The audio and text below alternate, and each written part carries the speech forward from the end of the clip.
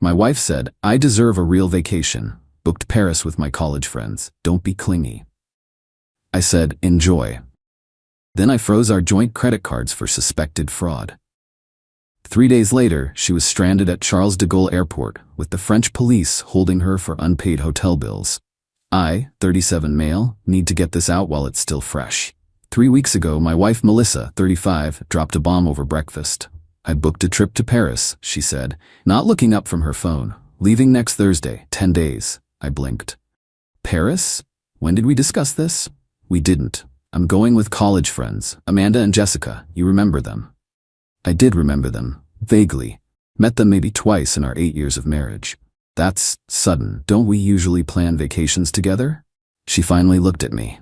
That's the point. I need a real vacation. Not one of your boring weekend trips where we visit museums and go to bed by 9 p.m. I deserve something fun for once. The way she said it, like I'd been holding her hostage or something. Okay, I said slowly. How much is this costing?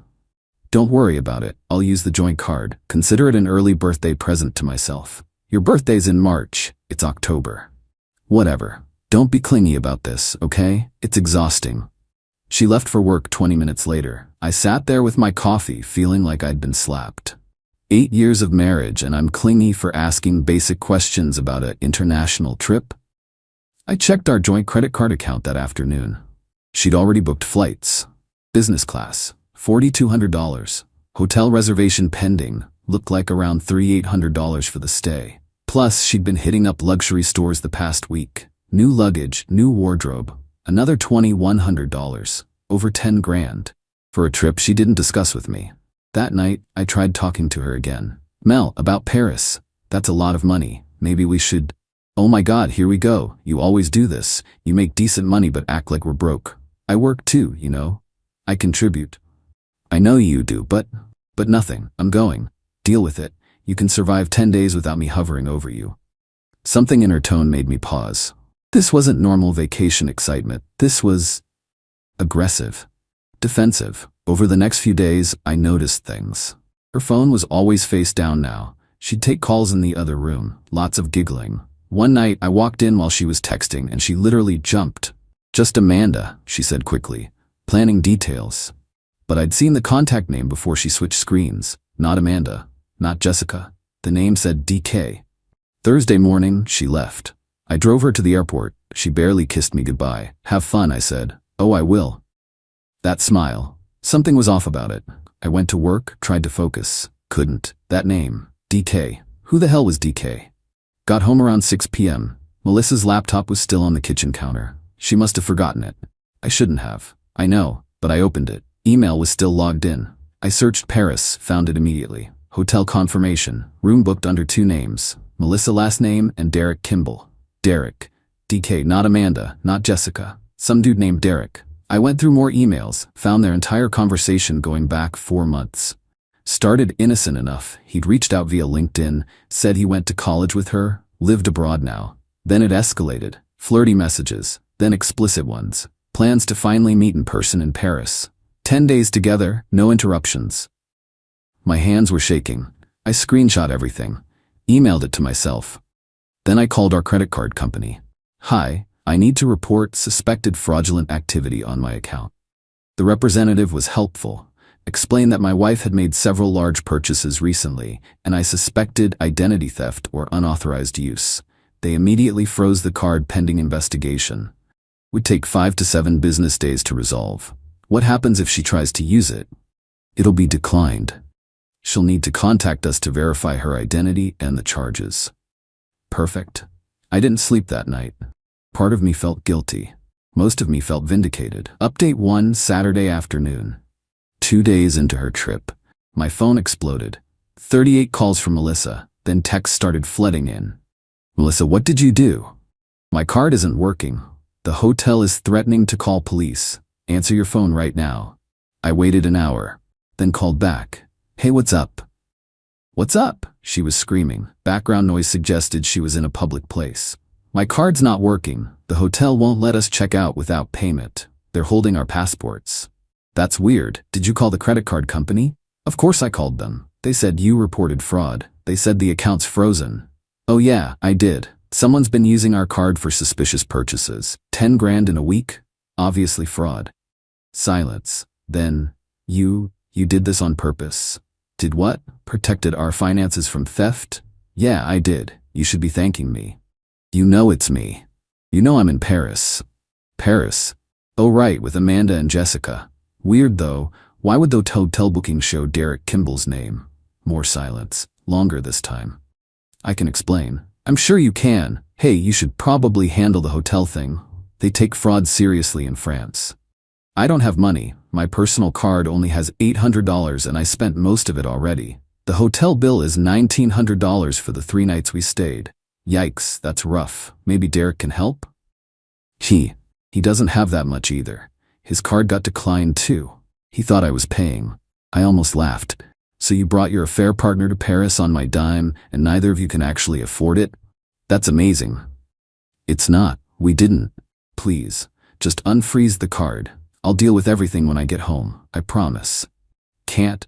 Fraud investigation takes 5 to 7 business days minimum. You've got 7 more days of vacation left though. I'm sure you'll figure it out. They're going to arrest me. Then you should probably call the embassy. I've got dinner plans. Safe travels. I hung up. She called 16 more times. I didn't answer. Sunday morning, I got a call from an international number. Answered it, thinking maybe it was her from a different phone. Hello. This is Officer Beaumont with the Police Nationale. I am calling regarding your wife, Melissa. My stomach dropped. Actual French police. Yes? She is being detained at the airport for failure to pay hotel accommodations. The hotel has filed charges. She claims you can verify the credit card situation. Officer, I reported suspected fraud on our joint account after seeing unusual charges. The card company froze it pending investigation. That's standard procedure. She says you did this deliberately to strand her. Sir, I had no idea she was in Paris. We're currently separated. The lie came easily. She took the card without permission for personal travel. I'm the primary account holder and had every right to report suspicious activity. He paused. This is a domestic matter, yes? It appears to be, yes. She must resolve the hotel debt. They will not press charges if she pays. But she cannot leave France until this is settled. We cannot force you to unfreeze your card. I understand. I hope you can resolve this. Thank you for calling. He hung up. I sat there for a minute. She was actually detained at the airport, couldn't leave the country. My phone buzzed. Text from a number I didn't recognize. Unknown, this is Derek. You need to fix this, man. Your wife is stuck at the airport. They took her passport. This is insane. My wife is home. You must have the wrong number. Don't play games. She's crying in a holding room. Just pay the damn hotel so we can leave. Why don't you pay it? You're the one who planned a romantic Paris getaway with someone else's wife. Unknown. I don't have that kind of money right now. I thought she was handling expenses. So you're broke and a homewrecker. Impressive combo. Look, I didn't know she was married. Married, she said you guys were basically separated. She lied. We lived together. Sleep in the same bed. I drove her to the airport Thursday morning. Very separated. Tell you what. You seem nice. I'll give you some advice. There's a US embassy there. They might help with emergency travel. Or you could call your credit card company and get a cash advance. Or pawn something. Good luck. I blocked the number. Update 2. By Monday, Melissa had found a way to contact me through her friend Amanda's phone. Amanda's phone. This is Melissa. Please. I'm begging you. I'll do whatever you want when I get home. Just pay the hotel. I've been here for 2 days. They won't let me leave the airport. Where's Derek? Amanda's phone. He left. Got a flight Sunday night. Said he couldn't afford to stay. So he abandoned you. Shocker. Amanda, I borrow Amanda's phone because mine died and I can't charge it. I have no money. I've been sleeping on airport chairs. This is inhumane. You cheated on me. Lied to me. Spent over 10 grand of our money on an affair. But I'm being inhumane? I made a mistake. I'm sorry. I'll do anything. Please. Tell you what. I'll pay the hotel debt. Under one condition. Amanda's phone. Anything. You signed divorce papers. Clean break. No alimony. 60-40 asset split in my favor for the financial betrayal. You get your personal items in your car. I keep the house. That's not fair. I deserve half. You deserve jail time for fraud, but here we are. I need to think about it. Cool. Think about it in France. I'm going to bed. She called from Amanda's phone 63 times that night. I turned my phone off. Tuesday morning, I woke up to an email from an attorney. Melissa had somehow scraped together money to contact a lawyer from the airport. Legal letter demanding I unfreeze the card immediately or face legal action for financial abuse and abandonment. I forwarded it to my own attorney that I'd already consulted Sunday afternoon. Within 3 hours, my lawyer sent back a response, highlighted that I'd reported legitimate fraud concerns, that the card was joint with me as primary holder, that I had no legal obligation to fund her international affair, and that any claims of abuse were negated by her own fraudulent misuse of marital assets. Also included screenshots of her emails with Derek, showing premeditation of the affair and intentional deception. Her lawyer went silent after that. Wednesday, I got a call from Melissa's mom. Patricia, what the hell is wrong with you? My daughter is stranded in a foreign country. Your daughter is stranded because she flew to France with her boyfriend and expected me to pay for it. She made a mistake. You can't just leave her there. I can actually, and I am. You're cruel. I always knew you had a mean streak. Patricia, did she tell you she emptied $3,200 from our savings last month? I found the withdrawal records. Guess where that money went? Silence. She's been planning this for months. She stole from our joint accounts, lied about who she was traveling with, and committed fraud. I'm not the villain here. She's my daughter. Then maybe you should wire her money. I hear the hotel needs $1,900, plus she'll need new flights home. Probably another $2,000, and food and transportation while she waits. Figure another $500. Should only cost you about $4,400 total. I don't have that. Neither do I. Funny how that works. She hung up on me. Thursday, 6 days into Melissa's trip, I got a call from an airport social services number. A woman named Françoise who worked with stranded travelers. Your wife is in difficult situation, she said in accented English. She has been here 5 days now. This is becoming serious. She needs help. Ma'am, respectfully, this is a personal matter between us. She traveled here to meet another man using money she took from our accounts. I'm not responsible for her poor choices. Legally, no, but morally. Morally, she committed adultery and fraud. I'm divorcing her. She needs to figure this out herself. The hotel may press criminal charges if she does not pay soon. Then she should contact the embassy, her family, or her boyfriend. I can't help her. François sighed. I understand. This is a very sad situation. It is. Have a good day. Friday morning, exactly 1 week into the trip, I got a text from Melissa using someone else's phone. Different number. Unknown. I signed. I'll sign whatever you want. Please just get me home. Me fax the signed paperwork to my lawyer. Once he confirms, I'll pay the hotel and book your return flight. Economy. One way. Unknown. Thank you. I'm sorry. I'm so sorry. You're not sorry you did it. You're sorry you got caught. I paid the hotel debt that afternoon. $1,900 wired directly to their accounts. Booked her a flight for Sunday, cheapest economy seat I could find. $890. Total, $2,790 to get my cheating wife out of France. Still cheaper than funding her 10-day affair vacation. Final update. Melissa landed back Tuesday morning. I wasn't at the airport. She took an Uber to what used to be our house. Her key didn't work. I'd changed the locks Monday. She knocked. I opened the door, didn't invite her in. She looked terrible. Hair greasy, clothes wrinkled, dark circles under her eyes. 5 days sleeping in an airport will do that. Can I come in? No, your stuff is in the garage. Boxes on the left. Are you serious right now? Dead serious. You signed the papers. My attorney filed them yesterday. You get your personal belongings, your car, and $28,000 from the house equity per the agreement. That's generous considering what you did. I can't believe you're doing this. 8 years of marriage and you throw it away like trash. The audacity made me laugh. Actually laugh. I threw it away? Melissa, you planned a Paris vacation with another man. You spent over 10 grand of our money. You lied for months. You got yourself arrested in France. I didn't throw anything away. You burned it to the ground. It was a mistake. One mistake. Everyone makes mistakes. This wasn't a mistake. Mistakes are accidental. This was 4 months of deliberate planning, lying, stealing, and cheating.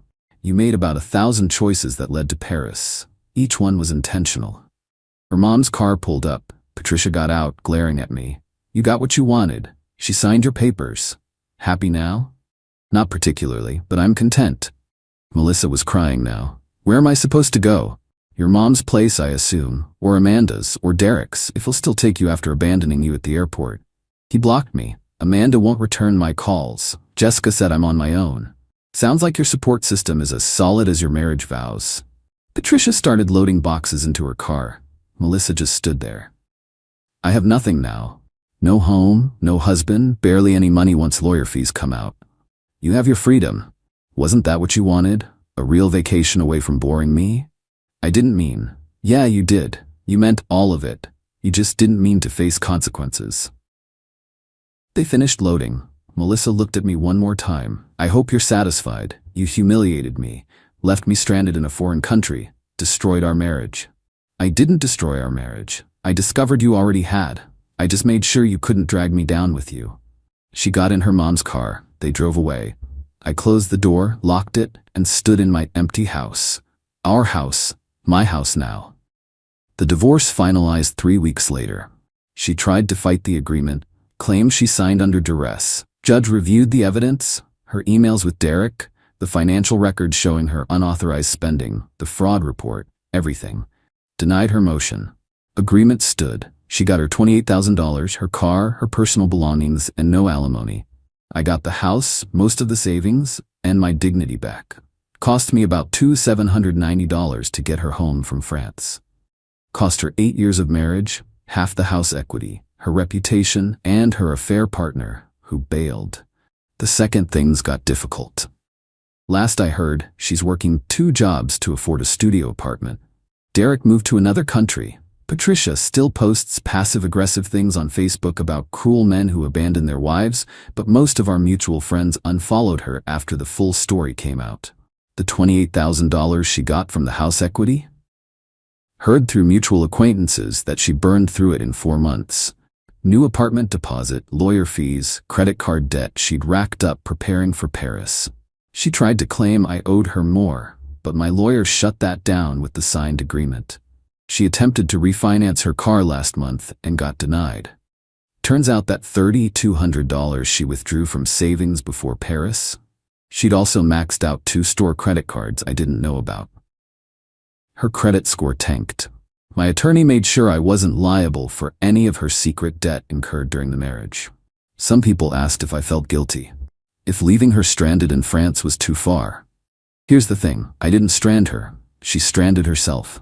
I didn't max out credit cards for an affair. She did. I didn't lie for 4 months. She did. I didn't book a romantic Paris vacation with someone else's spouse. She did. I just refused to fund it. The divorce cost me about $6,800 in attorney fees. The house buyout cost me $28,000. Total, $34,800 to end an 8-year marriage. But I kept the house I'd paid 80% of the down payment for, kept my retirement accounts, kept my peace of mind. And I exposed someone who thought she could have both the security of marriage and the thrill of an affair without consequences. Was it petty to freeze the card exactly when I did? Maybe. Do I regret it? Not even slightly. Some acts of entitlement deserve to be met with equivalent consequences. She wanted a real vacation? She got one, just not the one she planned. Turns out being stuck in an airport for 5 days gives you a lot of time to think about your choices. Shame it didn't lead to any actual self-reflection on her part. I'm selling the house next month. Too many memories, good and bad. Got a solid offer already, $45,000 over what we paid. All mine, starting fresh somewhere new, no regrets, no looking back, and definitely no more joint credit cards.